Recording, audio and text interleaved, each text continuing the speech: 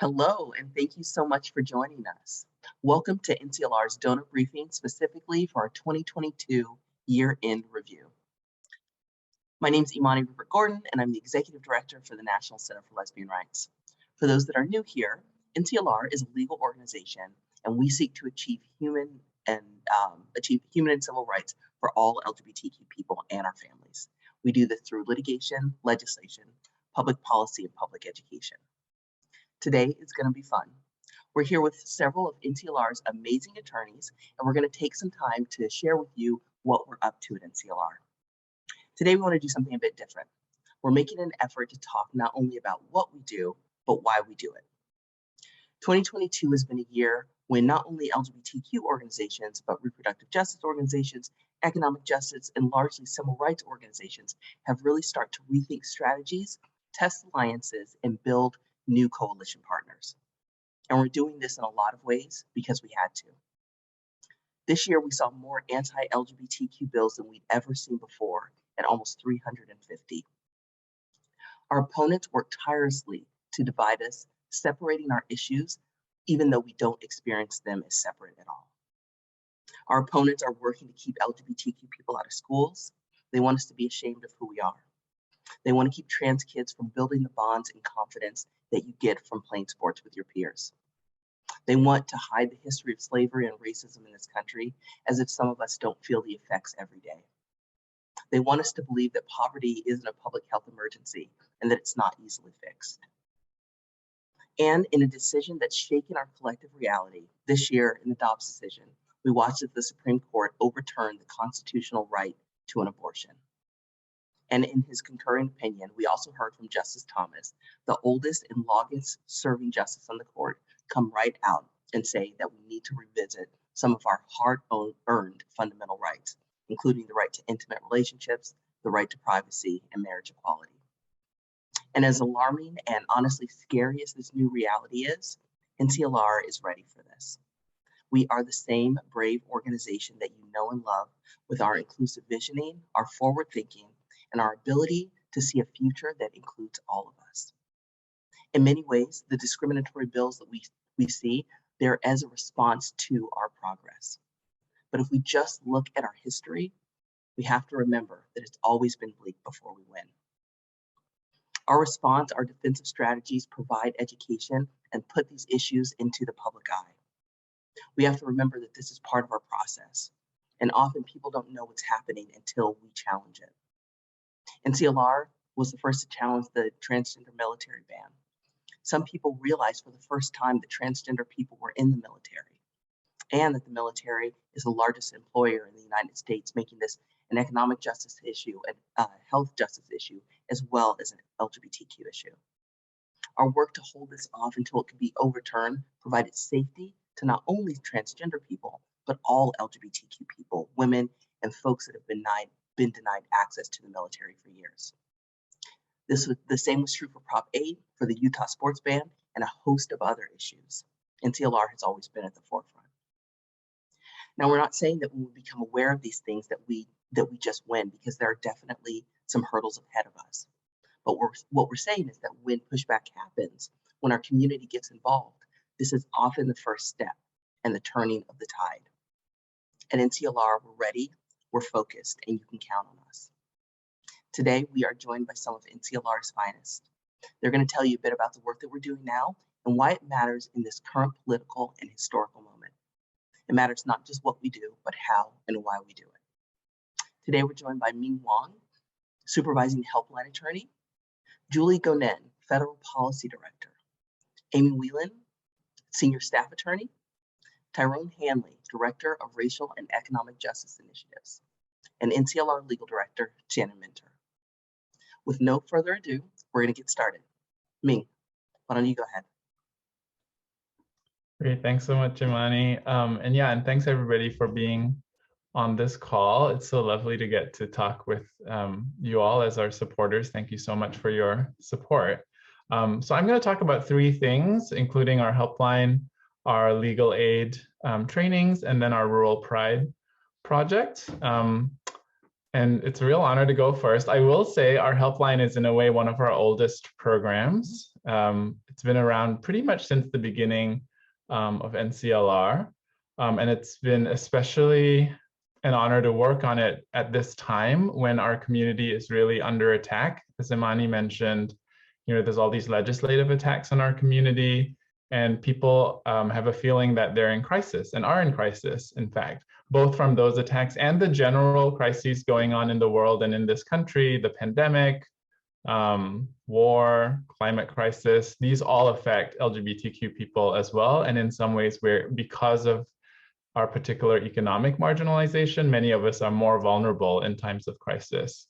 But the flip side of that, the way I see it, is a crisis is also a chance for people to come together, to bring out the best in people and in communities, for communities to reach out and be allies to each other. And we're seeing all that happen as well. And I think many people who are maybe, who desperately wanted to believe that things like racism, homophobia, transphobia, economic injustice were maybe coming to an end, received a wake-up call that they're not. And I don't blame people for wanting to believe that. I mean, I would love to believe that too. But I think the painful reality is that they are not over, and we need to step up our allyship to each other in this time. So I'll say one thing that's great about the helpline is we get a huge variety of calls. We of course get a lot of calls about family law, and right now we're getting about 1,200 calls a year. But we also get, so in addition to family law, which is in some ways a big area of our expertise historically, we get calls about discrimination in housing, employment, but we also get calls that I sometimes jokingly refer to as in the category of lesbians falling out of a tree helpline calls, by which I mean people call us with legal issues that aren't specifically issues we work on, but they're calling us because they trust us, and we're the trusted attorneys in the community that they know. And we do our best to respond to those requests as well and find them the right people who could help them. So I call it falling out of a tree because we literally did get a call from somebody who fell out of a tree, got injured, and called us to see what to do, not really directly connected with their sexual orientation or gender identity at all. But we've gotten calls, more seriously, we've gotten calls from people who lost their homes in a fire or during a hurricane, and just called us because we're the LGBTQ attorneys they know. So wanted to highlight that too. And then I wanted to segue to talking about our legal aid trainings. One of the things we do on the helpline is try to connect people to local attorneys who are LGBTQ friendly. And because over half of the people calling our helpline are low income and about a third are on public assistance, many of them cannot afford full fee legal services from private attorneys. So one thing we've done is to build a network of attorneys who are willing to provide pro bono legal services, so for no fee, or for reduced fees, particularly for low-income clients. And we've also developed partnerships with legal aid and legal services organizations to increase their capacity to serve low-income LGBTQ clients in their communities. So if people don't know about legal aid and legal services organizations, these are organizations around the country. They're mostly not specifically LGBTQ focused. They're more general community organizations. Many of them are funded by the Legal Services Corporation, which receives federal funds to provide legal services to low-income people throughout the country. This is a program that has, one thing that's great about this is a program that has very strong bipartisan support. And so that funding has been pretty steady, even though it's still inadequate to meet the need. But it hasn't come under attack in quite the same ways as many other public institutions have come under attack, because I think there is this recognition that a dollar spent on legal services saves, dozens of dollars elsewhere, because you prevent people from falling further into crisis and needing other more extreme crisis interventions. So these are a vital lifeline for poor and low-income people throughout the country, and we want to make sure that they're accessible to LGBTQ folks in those communities too. So we started this program partnering with legal aid organizations over 15 years ago. And the first partnership was with California Rural Legal Assistance. We actually started a joint project with them, their LGBTQ project, which Lisa Cisneros headed up.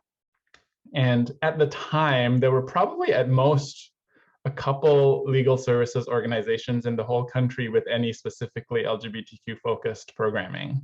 And since then, it's really grown.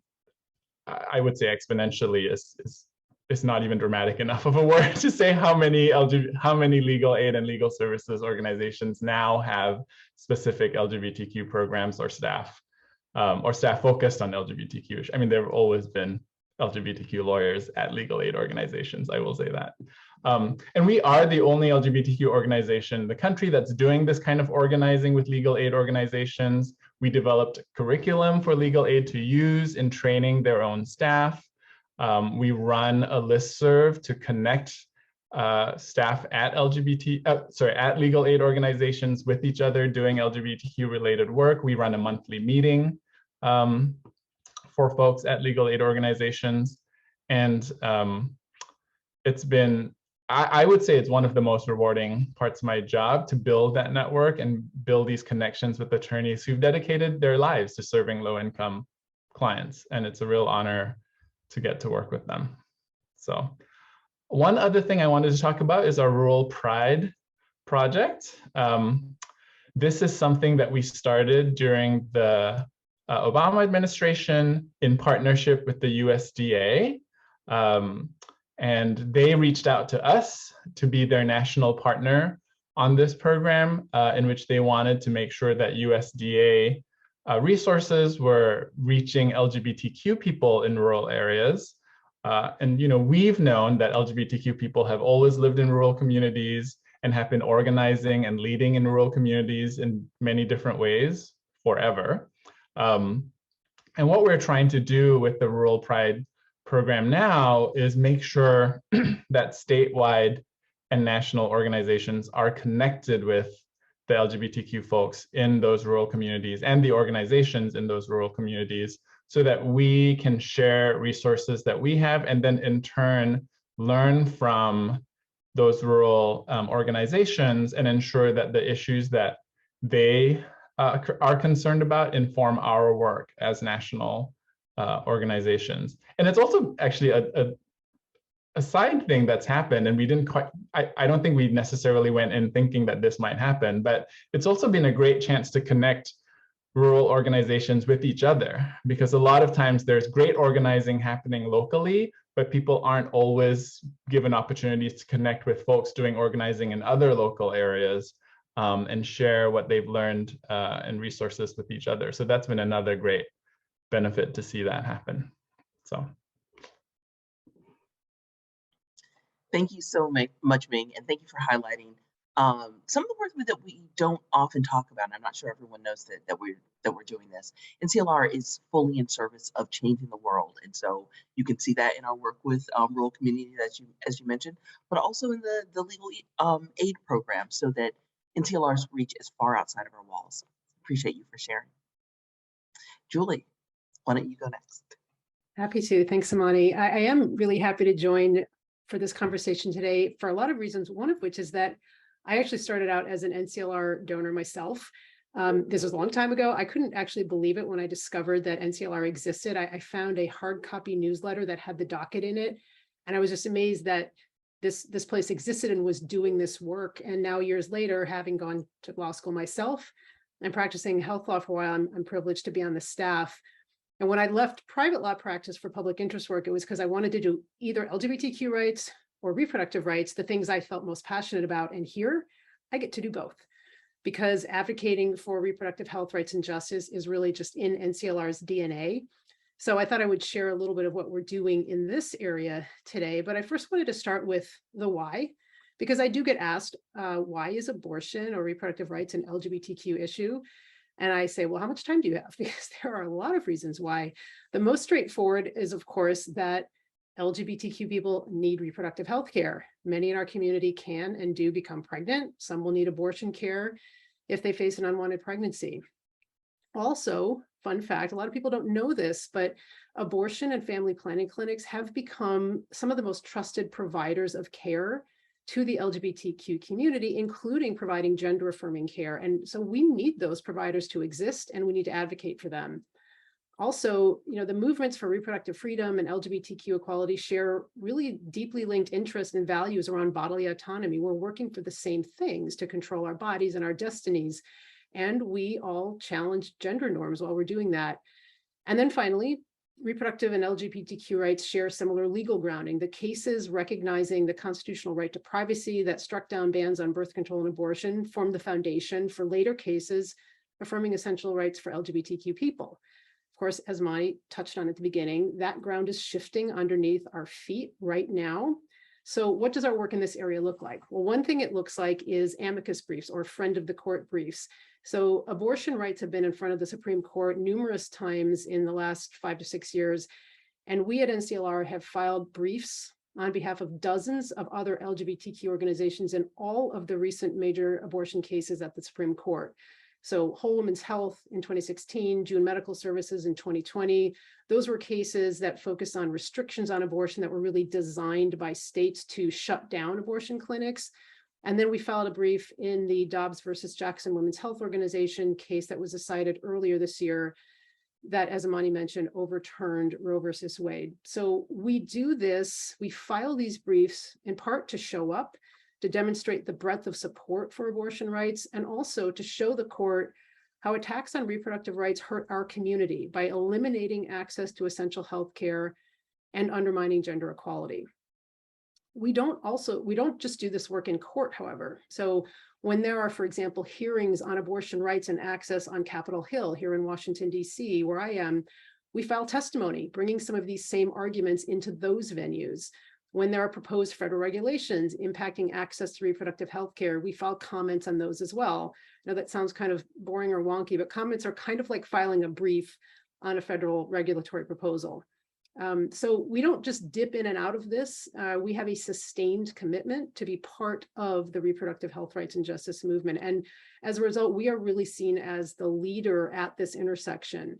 When the leaked Dobbs opinion came out and then the real one came out, we convened the LGBTQ movement to figure out how we were going to respond to that. And we are turning that into an ongoing coalition space to really look at these broader issues of bodily autonomy that are raised in the threats that the court has sort of put in front of us. Recently, Imani was at a meeting at the White House with Vice President Harris and civil rights leaders and leaders from the reproductive rights movement. NCLR was the only LGBT organization in that room, and that really speaks to our recognized role in that space. So, as Ming said, we are at a crisis moment for abortion access, but also looming threats beyond that, including possibly marriage equality. And this creates opportunities for collaboration, both within and beyond the LGBTQ movement. And speaking of collaboration across different movements, another area of work we're doing is in the area of religious exemption. So both the reproductive rights and the LGBTQ movements grapple with religiously motivated opposition and the continued push for religious exemptions from non-discrimination protections and the provision of essential health care. So last year, we helped form a new cross-movement coalition to share learnings across actually not just those two movements, but also those working on end-of-life issues and just progressive faith organizations that don't like how religion is too often used to curtail rights. And we call it the Religious Equality and Liberty, or REAL Coalition. It's been a very rich space to engage with others on these cross-cutting issues. And then finally, I just want to pivot briefly to a new area of work that has emerged this year that in many ways is really just tailor-made for NCLR's leadership. So there is a growing movement of people who were conceived through assisted reproduction. They refer to themselves as donor-conceived people, and they're pushing to enact public policies to facilitate access to information about the people who donated their gametes. So we're talking usually about sperm donors, but it could be egg or embryo donors as well. Of course, many children of same-sex couples or LGBTQ people are also donor-conceived, but this movement that I'm talking about is really largely led by people not from queer families who didn't realize until later in life that they were in fact donor-conceived. So while their desire for information about their backgrounds is understandable, some of the policies that they're seeking raise significant concerns for LGBTQ families. For example, in states without strong parentage protections, making it easier for gamete donors to form relationships with offspring can pose real threats to the actual parents of those kids. Some of the groups are actually pushing for national registries maintained by the government of information on donor-conceived people, the donors, the offspring, and the intended parents, which are very problematic for a lot of reasons. And also some of the restrictions that they're interested in placing on the fertility industry would make it harder for people to form families this way. So like any movement with multiple organizations, there are differences of opinion among the donor-conceived person community, and we've been working with some of them to educate them on some of the implications for our families of what they're seeking. And we've been working with them and been able to modify some of the state and federal legislative proposals that they've been pushing. So this really dovetails our reproductive health rights and justice work with our family law work. And so, as I mentioned, we were really, I think, designed to lead in this moment. So there is a whole lot more happening in our federal policy work, but I hope this has given you a sense of some of the areas on which NCLR is really leading by tapping into our feminist and our family roots. Thank you so much, Julie. It's really important that we're doing the work that we do because it matters, not just because it's popular or newsworthy in any particular moment. NCLR was really able to respond to this moment, this intersection between abortion, bodily autonomy, LGBTQ justice, because, like you said, Julie, we were already working on it. This is work that you were always that you've heavily been leading in. Thank you so much. We appreciate your work. Amy, we'd love to hear from you next. Great. Hi, everybody. I'm Amy Whelan, Senior Staff Attorney. I'm going to talk today about some of our litigation, which has been really active. Several of our recent cases challenge anti-LGBTQ laws passed by states around the country, which Imani was talking about at the very beginning. We've seen a rash of these laws for many years, and we often defeat them before they're even passed. But in the last couple of years, especially, they have succeeded in really scary ways for LGBTQ people and their families, particularly the laws that focus on trans kids. So these generally fall into three categories: bans on transgender kids playing school sports, laws prohibiting teachers and other adults in schools from supporting LGBTQ kids or even talking about LGBTQ issues in a positive way, and then laws that criminalize parents and doctors for providing medical care to trans kids. So I just want to repeat that last one: laws that criminalize parents and doctors, put them in jail for providing basic health care to trans kids that the medical and mental health communities have supported for decades. So this is really a very extreme time that we are facing here. So NCLR has cases about all of these issues. I'm going to talk about three of them really briefly and then talk about why they're so important. So the first is our Utah case. Utah passed a law this year banning all transgender girls from girls' sports teams from kindergarten through high school. We sued the state in May, and we brought an emergency motion soon after to stop the law from going into effect while we litigate the rest of the case, which can take sometimes years. So Shannon Minter and I traveled to Utah in August for that 2-day hearing, which was incredibly powerful for the plaintiffs and their families. It was the first time the plaintiffs actually met in person. We represent 3 transgender girls, an 8th grade swimmer, a 9th grade runner, and a 12th grade volleyball and basketball player. So at the hearing, Shannon did this amazing job of detailing the harms that these kids are facing with the ban and why it's unconstitutional, which is basically what we have to prove to get the judge to stop the law. And I just wanted to read something about what our 8th grader said in her declaration in the motion. She said, the law that Utah passed really scares me. It hurts to know that some people think I do not belong on my team or with my teammates. It feels like they wish I did not even exist. No one wants to be where they are not wanted. And the last thing I want to do is draw attention to myself. So that just sort of like really kind of brings home to you what these kids are facing. So we won that motion, and right now Utah cannot enforce this law while we're litigating the rest of the case. The second case is one that we also filed this past spring. It challenges Florida's Don't Say Gay or Trans law. So this law bans all instruction on sexual orientation and gender identity for any kids in kindergarten through 3rd grade. And then for later grades, the law requires any such instruction to be age appropriate and developmentally appropriate. So the law very intentionally doesn't define any of those terms, which has led teachers and administrators to fear that if they even talk about LGBTQ issues at all, they could be fired. And even worse, the law allows any parent to sue schools. So even if there was an affirming teacher or somebody who shared something about LGBTQ people in the classroom, the school could face costly private lawsuit from a parent in that district against that school. And so, as you can imagine, the law is having exactly the intended effect that it's trying to have of censoring speech and scaring teachers and other supportive adults about even talking about LGBTQ issues. For example, the Miami-Dade School Board just voted against supporting or recognizing October as LGBTQ History Month. And then earlier this year, Orlando school staff were told that they shouldn't even have pictures of their same-sex partners on their desks. So this is like a very insidious law that's causing a lot of fear and confusion, and that's why we're challenging it.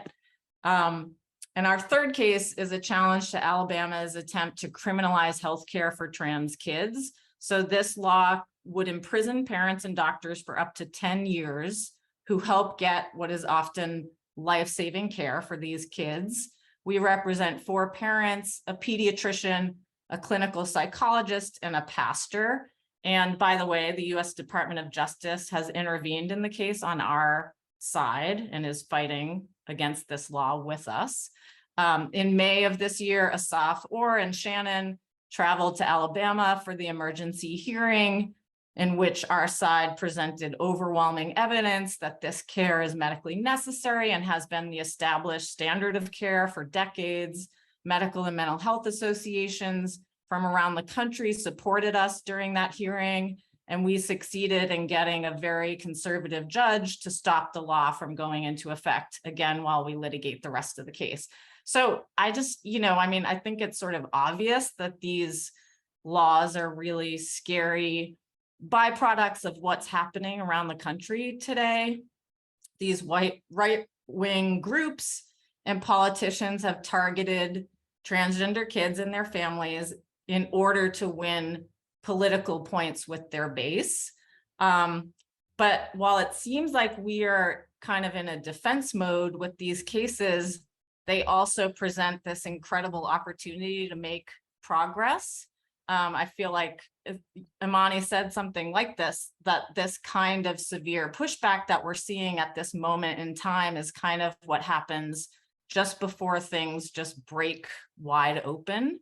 And there are incredible opportunities to educate the public and bring them even further on our side. So I can guarantee you, for example, that nobody was thinking about transgender kids playing sports in Utah before Utah passed this law. And now everybody's thinking about that, and it's in the press, and our lawsuit is being covered. And these issues are front and center with real families and people coming forward to challenge the lies that are being told about them. So I just really want to thank the donors on our call for all of your amazing support. We literally could not do this work, which is incredibly intensive and expensive. And we could not do it without you. And we are incredibly grateful for your support. Thank you so much, Amy, and thanks for sharing some of our litigation work, but also breaking down how close litigation is to us. I think for a lot of us, especially as non-lawyers, we don't often see how close it is to the work that we do. So thank you so much. Tyrone, welcome back. Let's hear from you next. Thank you, Imani, and thanks to all of our amazing donors. Just want to follow with my colleagues and saying we really appreciate your support. So as Imani mentioned, I'm Director of Racial and Economic Justice Initiatives. And so I've been at NCLR since 2013, and it's been really great being at an organization that really embodies the values that I entered the LGBTQ movement for. And so I first want to talk about, particularly like why focus on issues of racial and economic justice. And one, I think is important to think about in splicing people up and by various identities that we may hold is a very much a dehumanizing way to view people. And so we must, really think about how people are experiencing their lives holistically. And so it's really important that we think about how how people's various identities come together in their experiences as queer and trans people. Another thing I like to really reflect on is a Williams Institute report that came out not too long ago that found for LGBTQ adults living in poverty, the main pathway to poverty is childhood poverty. So meaning they were poor when they were children. And so this makes me really think about, like, if we solved all the issues of homophobia and transphobia in our society, that we would still have queer and trans people living in poverty. And so it's really important that we really look at the economic system and how that is producing poverty in our communities, regardless of sexual orientation or gender identity. So really thinking about it from a more structural standpoint and not simply based on people's individual identities. And also I come at it from a personal experience. I was raised outside of Chicago. My mom's a lesbian. We grew up on public assistance. My mom is a low-wage worker. And so I know what the struggle is like for so many LGBTQ families out there that can't make ends meet.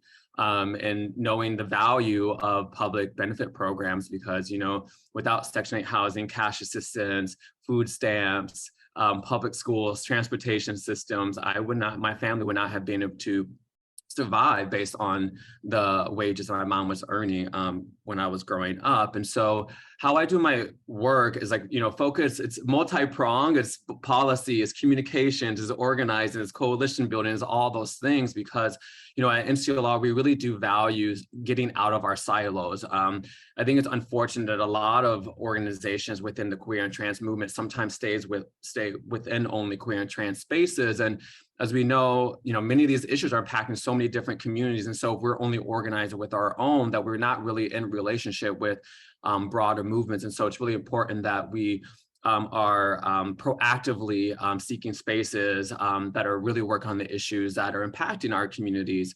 And I've seen how that has really shifted the conversations. And for example, NCLR was the only organization in this coalition called the Coalition on Human Needs, and it's the primary coalition in DC focusing on the federal budget. And prior to NCLR getting involved with the coalition, there wasn't really any mention of queer and trans people. But now I see organizations that are part of this coalition on their own putting out materials related to queer and trans people, or reaching out to us during Pride Month and say, hey, let's do an interview and talk about food insecurity. And that didn't happen prior to our involvement. So I think that really demonstrates the power of showing up and saying like, hey, this is our issue too, and making sure that we are lending our voices in these struggles. And also, we do this by leading the Anti-Poverty Action Network. And that was founded a few years ago with Urvashi Vad. May she rest in peace. And it was really a powerful moment for me because NCLR was a part of a group of folks who put together the first national LGBTQ poverty agenda. And it was really frustrating to see that, once we put out the agenda, there really wasn't an effort to actually move that agenda. And so I reached out to Urvashi and say, hey, Urvashi, I think it's really important that we actually do something with this agenda and not just put it on the internet. And she, of course, was very down, as she always was. And so that's when we ended up founding the network with some local and national organizations here in the District of Columbia.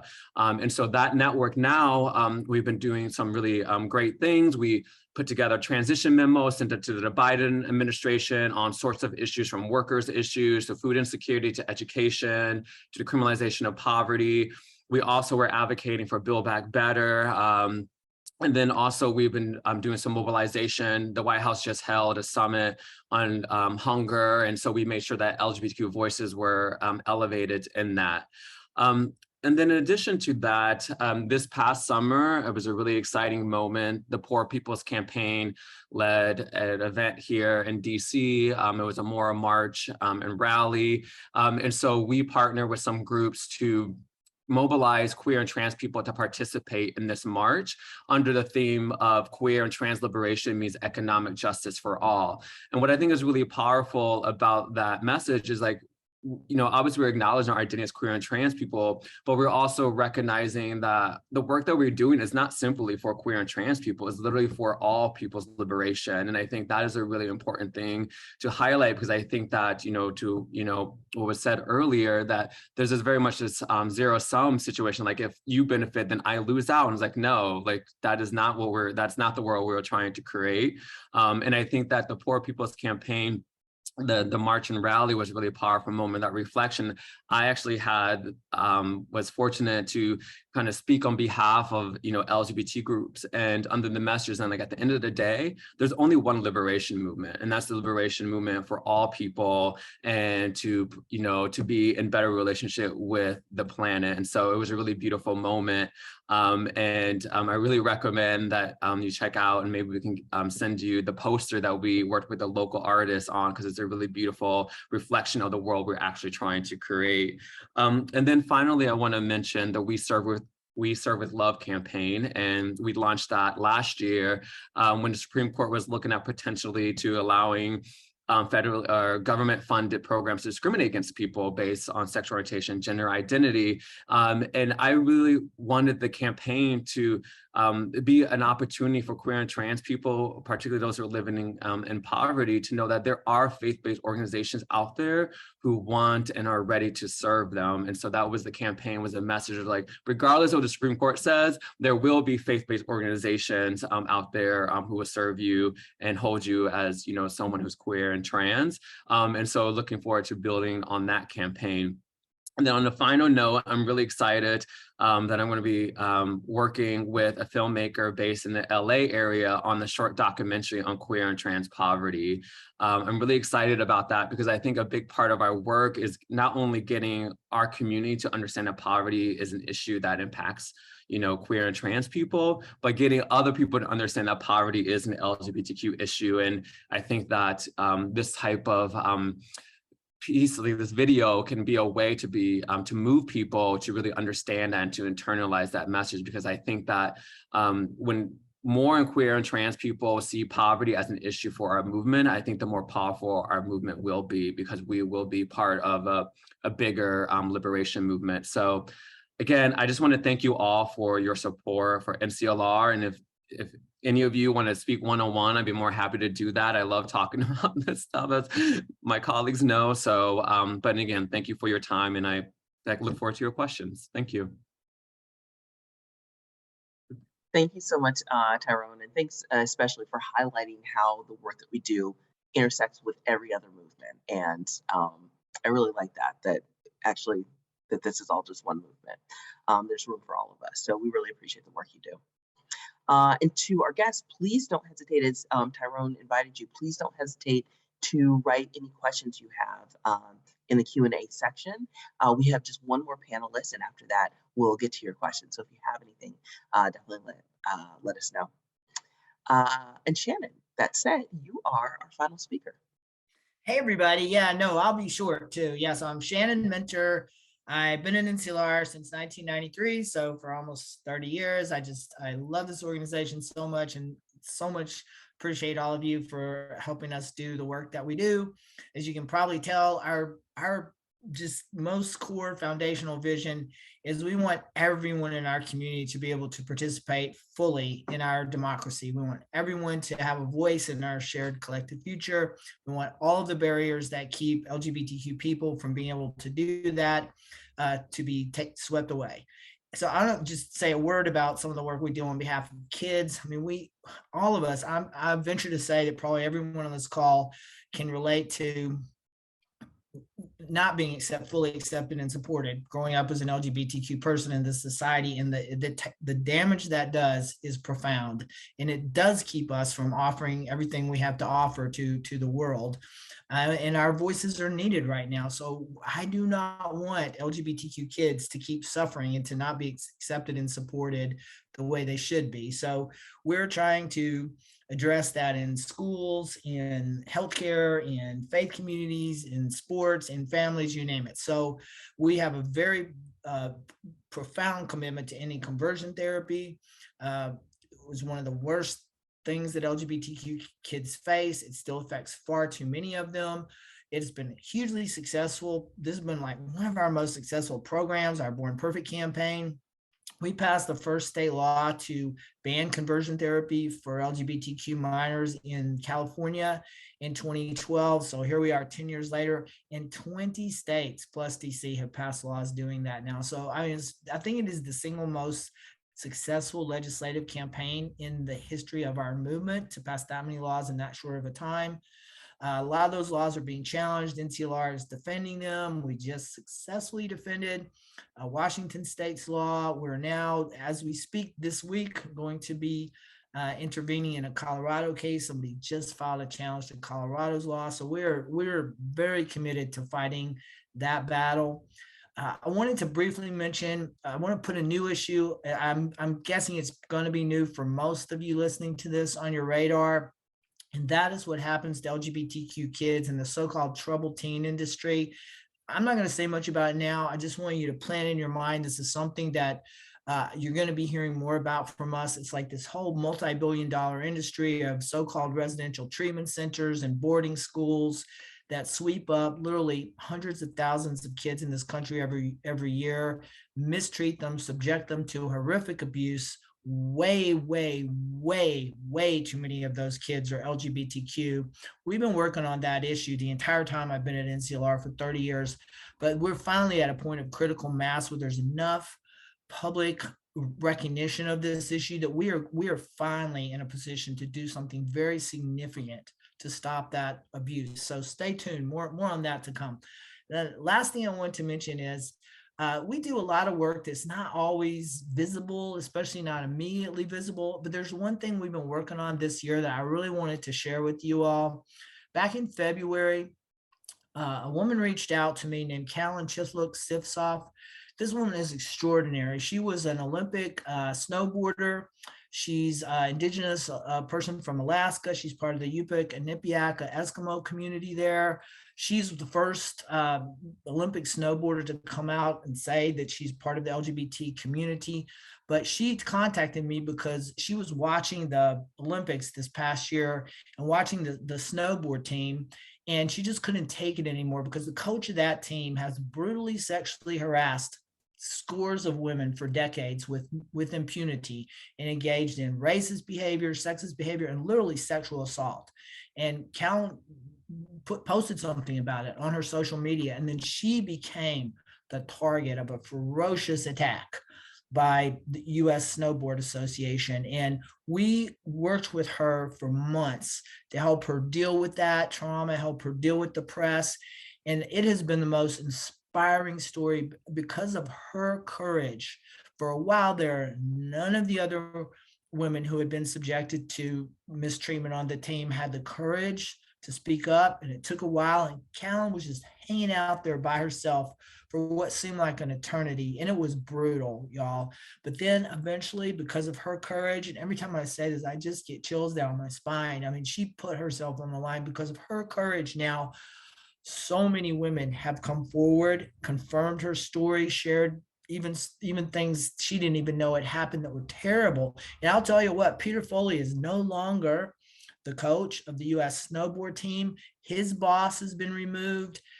The entire leadership of the U.S. Snowboard Association, who knew about all this stuff and let it happen, they're gone now. There is an ongoing, very serious investigation. There's potential litigation that's going to be happening. And that is all because Callan had the courage to speak up and come forward. And it's such an honor to get to work with people like that. So anyhow, I'm gonna stop now and just say one more time how much we appreciate you all. And thank you for listening to this. And I'm sure it feels kind of a little bit like overload, but we just wanted to give you a little bit of a snapshot of just the range of stuff that we're working on right now. Just appreciate you all so much. Thank you so much, Shannon, and thanks for highlighting some of the work that we do that intentionally we don't reach out too much about. So thanks for that, because it is right along there, the work that changes the world. I am looking right now. I don't see any questions right now, but if you have something, I can just wait for maybe a few seconds to see if anyone writes anything. But if something comes up for you, feel free to reach out a little bit later. My email address is iRupertGordon@nclrights.org. You can write me anytime, and I can make sure that your question gets to the appropriate person. But that said, I want to thank everyone for joining us and for your ongoing support of NCLR. I want to thank Ming, Amy, Tyrone, Shannon, and Julie for your expertise. Julie, who is in true NCLR fashion, had to leave early to lead a coalition meeting that she mentions that NCLR leads. And I just want to say, as a reminder, that NCLR is in our 45th anniversary. We'll have our first in-person gala in 3 years on November 11th, and we can't wait to see you there. I see that there's one thing, Liz Schwartz. I love it. If we wanted to come celebrate NCLR's 45th anniversary, how would we do that? Well, I love it. So we are having our first in-person gala. It's going to be on November 11th, as I'm saying. So this will be our first in-person in 3 years. It'll be my first in-person gala since I've been working at NCLR. We're really, really excited. We have a lot of really fun things planned, and we'd love to see you out. We have the gala and party, so lots and lots of things going on. You can find out more about what's going on here, how you can support NCLR at nclrights.org, or you can contact our Director of Philanthropy, Jen Bing, at jbing@nclrights.org. Thank you so much, everyone, for your partnership. We appreciate you. Take care.